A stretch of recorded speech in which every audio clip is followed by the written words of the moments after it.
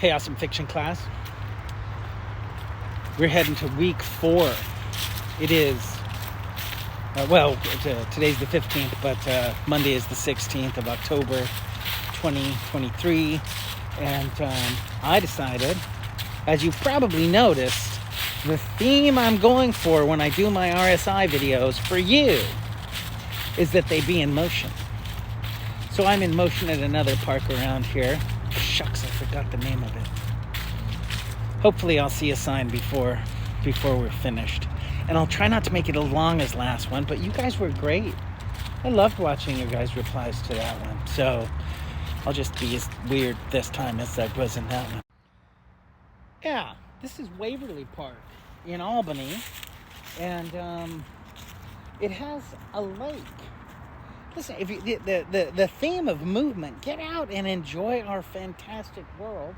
I'm sorry you have to stay home and watch videos all the time, but get out. There's so many beautiful things. But again, listen, I said I was going to try to get right to it. So I'll get right to the stuff that we're doing this week really fast. We're reading Hills Like White Elephants. We're going to spend some more time with symbolism. Obviously, I'm not going to touch the symbolism inside of Hills Like White Elephants because I want you to stub your toe on it yourself. Now, what do I mean by that? So listen, there are symbolism guides, and actually in my 121 class, I have a link to one, and I've forgotten the name of it. It's just one of those weird days. Anyway, symbolism guides are useful if, like, you don't know the culture. But in fiction, to figure out what a symbol is, and by the way, if you're starting to get the feeling like, whoa, wait a second, maybe some of my, look at their little kids are fishing. It's so cute. So are people. Regular adults. It's very sweet. Anyway, what was I saying? Could you guys see those little kids? They're sort of everywhere. All right. Oh no, my path takes me around a street, and I'm going to be competing with the cars. I hate that. Okay, I had to check to see if I was actually recording too right there. All right, now, symbolism. In some of the farm responses, I'm like, people aren't quite clear. So I can't talk about the symbols in Hills Like White Elephants, but I can think about them. So think about this. There are certain descriptions of nature that resemble human anatomy. True story. And those features of nature, which I'm not going to name because you have to run into them. Otherwise, I'm not helping you become great critical thinkers. I'm just telling you stuff. And that's not this game. This game is me dropping you in the middle of fiction, you dropping you in the middle of fiction, and sifting it through your fingers and reaching for the depth of it. But my job is to help you figure out, okay, well, how do we then determine what's a symbol and what isn't? Well, that is tough. In the case of Hills Like White Elephant, trust me, this feature of nature that resembles a body part is extraordinarily important to the story and is in fact a symbol for what's going on. But if you were to look up this feature of nature in a symbol dictionary, there's no way that the definition of it in that dictionary would be the way Hemingway's using it right there. So symbolism can be defined as that, I don't know, that definition that they'll use. They'll say a symbolic image. It has multiple meanings within a story. For instance, a key can be a key that goes into a lock, opens a door, and its symbolism is very, very simple. It means liberty. That's it. It means opportunity. It means change.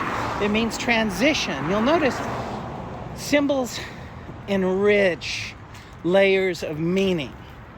There's a note that you could take. Write that down. Symbols enrich layers of meaning. And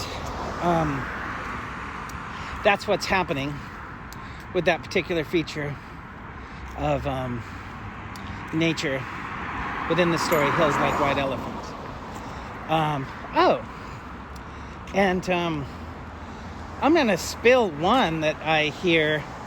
So in past classes, students have said, I'd like some support, okay, for this. How about this? I don't buy it, frankly. I don't buy it. Some people go, oh, well, a white elephant is symbolic of something you don't want. Nope. Not true. Not true. So I need the support on that. I'd like to see somebody get out there and go, oh, sure, Hemingway was delivering a little visit or talk on this. And no. Yes, we all have heard the phrase white elephant party, white elephant gift. So that's why I say dictionaries of symbolism may not be precise to each particular story. Your guys' responses, I think there's an iris at the end of some kind of flower. Forgive me. I don't have the notes in front of me. But that's because I'm moving. And that's on theme right here. On theme with these visits. So your responses to the question about that symbolism, about that flower at the end of the Disneyland of Mexico, there was a great deal of variety, as there should be. Is some of it closer to the meaningful intention of the author? Probably. But are asking questions about any story? Great, yes. I found another amazing angle on this lake. I think it's pretty good. So, what was I talking about? I gotta flip around again. Okay. So, the next thing. So, you guys are reading Hills Like White Elephants this week. Very famous short story by Ernest Hemingway that just presents us with dialogue. I don't want to say, I like to drop you guys into them. You encounter. Now, I am going to tell you the other item that we're doing, and these are the contract criteria for the assignments is somewhat clearer this week. And but what I'm having students do is go look at a sort of a subdirectory that has some issues of the Sun magazine, and yay for that. And what you'll do is use the index to find the piece of short fiction. Inside of each issue, there's one short story, maybe sometimes two. And what I want you guys to do is to just read the first paragraph. You're going to find the fiction. You know, sometimes people say oh, in this class, I don't find myself represented by either of the people in Hills Like White Elephants. Who is that guy? It's sort of like another white cis male womanizer. Untrustworthy. I don't find myself true. Nor do I find myself reflected in the fiction, in the female character who seems to be giving away her power, just giving it away, acting like the weak person. It is a piece of fiction that is informed by its time, as several of the pieces. I don't see myself in Miss Brill, or if I do, I'm the annoying kid at the end of the bunch who's telling her like it is at the bench. So a couple times in this class, I offer you the opportunity to go out and play a little game I call thumbs up, thumbs down, which means I'm teaching you how to browse fiction.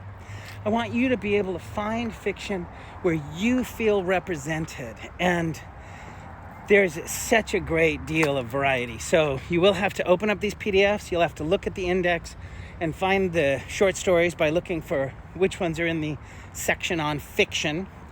They're usually delineated or named. They're short stories. They have individual titles, but you'll know, you should be able to identify a short piece of fiction in a magazine now in a very long little PDF. And there's a ton of them. It's simple little research. It's called browsing. And if we don't browse, we can't discover something new and something wonderful that we like. Now, what I want you guys to do also is look at a set of questions. So the document you're going to be opening is called Critical Approaches to Literature.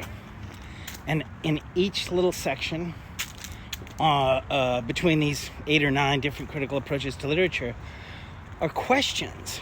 And I'd like you to, obviously, find a story that you like, and then, according to your criteria, choose a few of those questions on this Critical Approaches to Literature document, which is linked to there on the assignment, and then respond to them, again, according to your criteria on the assignment. And these instructions are all written out for you. Hopefully they're really easy. If you run into any trouble with anything, 541-250-1652. It's always good to hear from you and to talk to you and to answer questions. All right, I've made the whole circuit. So I don't know how much time this video is taking. I'm trying to cut these down. I had one more thing I wanted to talk about, and it's about symbolism. So, listen, I'm teaching a different class, and in this class, we're reading a novel. Again, I hate spoilers, so forgive me for being vague, and trust me that I am representing the symbolic quality of this symbol as clearly as I can. And it's actually this other class that gave me the idea, like, wow, symbolism can be challenging for people to understand. So I have to give you just a little bit of summary of this novel, and I'm doing it in a vague way so that you won't even know.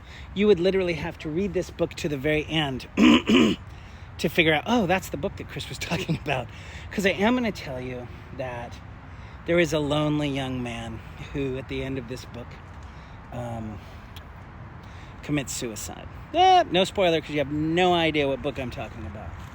But he has anyway, he's lonely. That's it. He's misunderstood, and he doesn't relate to society. And by the way, hashtag don't commit suicide. There's really, it's not a good decision for him or anyone. I wonder if I've mentioned here that I am a survivor of the 1988 suicide of my own sister, and I spent 30 years grieving. So I'm not a fan, but that just turns out to be, it's a classic book. And one that ends with a symbol, because when the people find him, they look up, and the writing, I'll just summarize it this way. It goes something like, as they looked up, they saw his feet above them, because he had hung himself from a really high place in like a big barn. And his feet pointed north. And as he swayed, his feet pointed northeast. And then they pointed east. And what is the symbolism? Well, obviously, they're referring to a compass here. So, and they might actually even mention a compass. These folks are feeding ducks now. So we had people that were taking fish, and now we have people that are feeding ducks. I don't know if you can see that. Sorry, ADHD. It's my superpower. Just to say, yes. So there's a reference to a compass at the end of this book. It's a kind of a direct and yet also kind of oblique reference, because clearly we're looking at feet. So interestingly, and as I just say this, the feet are then also symbolic, because in this story, a compass in this story, a compass always is a symbol of direction. We might ask ourselves, which way are we headed? If we see a compass, if someone's obsessed with a compass, they may be lost, right? When do we use a compass? Well, never in our current culture, but that's also the pleasure of symbolism, because our culture changes. Now we just use maps and we don't have that. Anyway, don't need to get into that right now. I know everybody here knows what a compass is and knows what it's for and can easily understand the direct correlation. Oh, referencing a compass, it's about direction. Well, in this case, whose direction is the author of this book talking about? Well, it's obviously, in one sense, it's the direction of our direction as people. Are we headed for a mistake like that? That could be one of the references. Which way are we headed?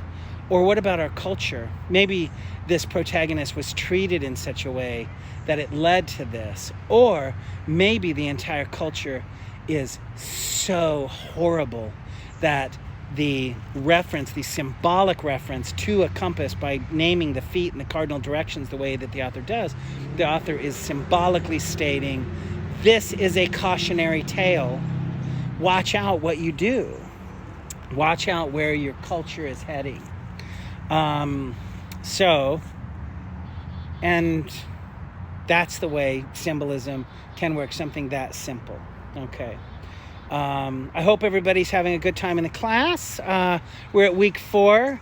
Just the one story I get to choose, and then some of you are going to be reading just one story you get to choose, and some of you are going to be reading 2 stories you get to choose, and you're going to be teaching me all about the critical approaches that you're going to use to discuss and analyze that story. It's all on you. This week's a big you week. See ya.